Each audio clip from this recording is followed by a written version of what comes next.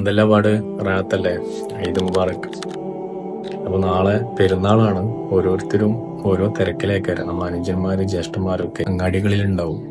ഇറച്ചി വാങ്ങാനും മുടി വെട്ടാനും അല്ലെങ്കിൽ ഡ്രസ്സ് ഷേപ്പ് ചെയ്യിപ്പിക്കാനും അങ്ങനെ ഓരോരോ തിരക്കിലായിരിക്കും. നമ്മൾ വീട്ടിലാകട്ടെ നമ്മൾ ഉമ്മ പെങ്ങന്മാരൊക്കെ മൈലാഞ്ചി ഇടുക, അല്ലെങ്കിൽ നാളെ ഭക്ഷണം വെക്കാനുള്ള സാധനങ്ങൾ തയ്യാറാക്കുക തുടങ്ങി ഓരോരോ തിരക്കിലായിരിക്കും ഓരോരുത്തരും ഉണ്ടാവുക. നമ്മളെ പ്രവാസി സുഹൃത്തുക്കളാണെന്നുണ്ടെങ്കിൽ ഇന്ന് പെരുന്നാൾ ആഘോഷിച്ച് അതിന്റെ ക്ഷീണത്തിലും വിശ്രമത്തിലൊക്കെ ആയിരിക്കും. അല്ലെങ്കിൽ ഇന്നും ജോലിക്ക് പെരുന്നാൾ നിസ്കാരം കഴിഞ്ഞ് ഇന്ന് ജോലിക്ക് പോകേണ്ടവരായിട്ടുള്ള പ്രവാസികളുണ്ട്.